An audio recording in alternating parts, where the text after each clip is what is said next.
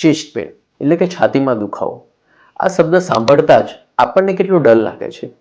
તો જેને એકચ્યુઅલીમાં chest pen થતો હોય એને કેટલો સ્ટ્રેસ થતો હશે.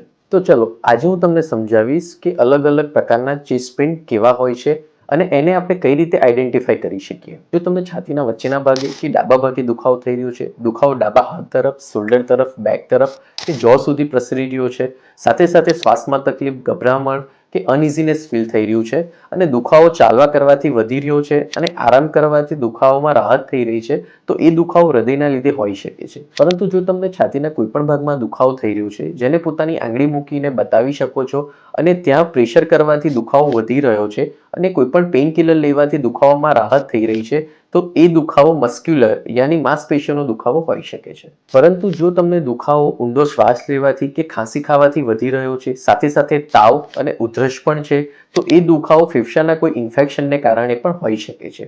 સાથે સાથે વિટામિન B12 અને D3ની ઉણપને કારણે પણ ઘણીવાર છાતીમાં દુખાવો થતો હોય છે. સો મિત્રો, આ રીતે આપણે આપણા ચેસ્ટ પેનને આઈડેન્ટિફાઈ કરી શકીએ છીએ કે તે કાર્ડિયક છે કે નોન કાર્ડિયક.